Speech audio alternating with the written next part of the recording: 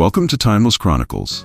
Explore history, mysteries, and fascinating stories from the best presidential speeches of all time.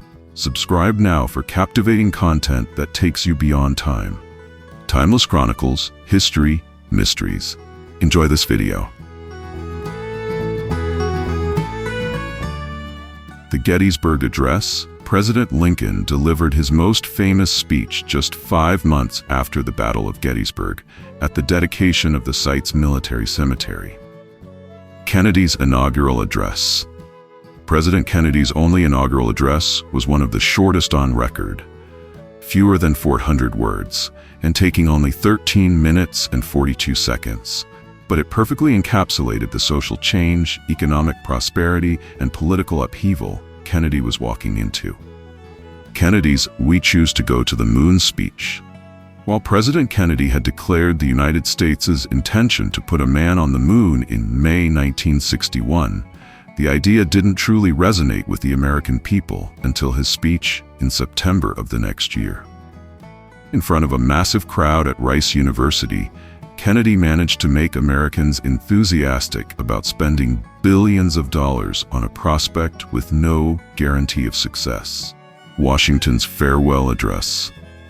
President Washington actually wrote a version of his farewell to the American people after his first term, but decided to run for a second given the precarious state of the country.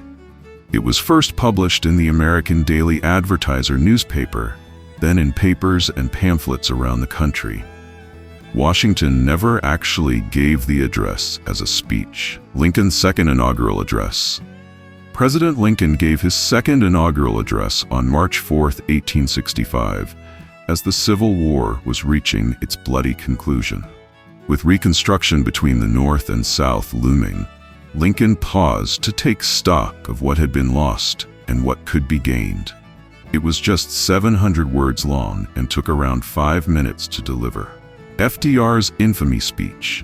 President Roosevelt's speech to a joint session of Congress, the day after the attack on Pearl Harbor, served to emphasize the idea of America as the victim of a cowardly sneak attack, rather than as a player in a complicated geopolitical struggle. Lasting just 7 minutes, the speech let it be known that isolationism was no longer an option, and less than an hour later, the U.S. declared war on Japan. Reagan's Brandenburg Gate speech. President Reagan's speech at an event commemorating the 750th anniversary of the founding of Berlin was little noticed in the American press, and hotly criticized by communist media outlets, who found it inflammatory. Even Reagan's staff were divided on the speech's tone and call to disarmament. But one key phrase in the middle of the speech stuck out and became a rallying cry for Reagan's final year in office. Eisenhower's farewell address. Upon leaving office in January 1961, President Eisenhower cautioned against the growing influence of the defense industry. He warned the American people that the vast ratcheting up of defense spending and arms production could one day become a threat to our own liberty. Eisenhower deemed this the military-industrial complex, a phrase now in the common vernacular. FDR's first inaugural address. Having won a landslide victory over Herbert Hoover, Roosevelt took the opportunity to deliver a fairly short speech of around 20 minutes, meant to reassure the nation. The address became famous for its optimistic tone, in spite of the raging Great Depression. Jefferson's first inaugural. Thomas Jefferson was sworn in under a cloud of controversy, as, when he and Aaron Burr tied in the Electoral College, the election of 1800 had to be decided in the House of Representatives. With Jefferson finally emerging victorious, and the nation teetering on the edge, he spoke of the need to find common ground between the two parties controlling American politics at the time. Lincoln's Cooper Union speech. Given a few months before the Republican nominating convention, historians believe Lincoln's speech at New York City's Cooper Union sealed his winning of the nomination. The speech, one of Lincoln's longest, laid out his views on what seemed to be the only important issues of the time: slavery and secession. He forcefully and clearly laid out his views, juxtaposing them with the Founding Fathers. Teddy Roosevelt's Man with the Muckrake speech. Roosevelt had been the first president to actively interface with the press, holding conferences and elevating the position of press secretary to his cabinet. In his April 1906 speech, the progressive president outlined his support of the crusading journalists who were bringing to light the abuses and exploitation of America's rapidly industrializing society. In doing so, he introduced the term muckraker into the popular vernacular. George W. Bush's post-9/11 speech. With the nation reeling in the wake of the September 11th attacks, President Bush addressed the country with a short but powerful message. Since the culprits behind the attacks were still unknown, Bush spoke to the resoluteness of the American spirit and encouraged the people not to be overtaken by fear of what was ahead. Ronald Reagan's first inaugural. Reagan strode into office declaring his intention to sweep away the growing bureaucracy and economic stagnation that had previous administrations.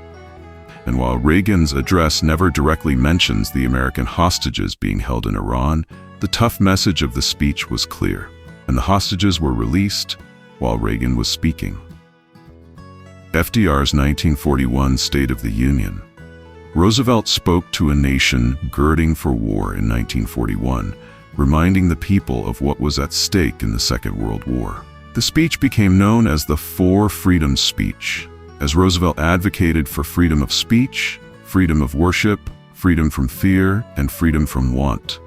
The speech was criticized by anti-war contingents, but came to be seen as a kind of shorthand for why the United States was fighting. Johnson's "We Shall Overcome" speech. On March 15, 1965, President Johnson addressed a joint session of Congress on behalf of the Voting Rights Act and to denounce the violence attacks on marchers in Selma, Alabama. Truman Doctrine speech. On March 12, 1947, President Truman addressed a joint session of Congress on the recent crises in Greece and the Turkish Straits. Truman made it clear that the U.S. would attempt to contain the spread of communism in both countries, as one falling would lead to the other falling, the domino theory that became used as a justification for the Cold War. Obama's "A More Perfect Union" speech. In the throes of the 2008 Democratic primary, Barack Obama had become embroiled in a controversy over his previous association with an inflammatory pastor named Jeremiah Wright. At a campaign event in March, Obama spoke of race relations in America in general, and of his association with Wright in particular, in a fiery speech that some pundits believe won him the Democratic nomination. Nixon's silent majority speech. President Nixon used this term in a November 1969 speech, prevailing upon the American people to support the Vietnam War. He was referencing the great mass of blue-collar and suburban conservatives who weren't joining anti-war protest marches, weren't participating in the counterculture, and preferred to not speak up. Nixon didn't invent the phrase, though, as several other prominent figures had used it, including Nixon's own vice president, Spiro Agnew. Woodrow Wilson's second inaugural thus swore. While Wilson ran on the slogan, "He kept us out of war." By the time of his second inauguration in March 1917, it was clear that U.S. neutrality couldn't last. German attacks on merchant shipping had increased, and a number of American citizens had been killed on ships flying neutral flags. Wilson's speech prepared the nation to enter a war it was still divided about.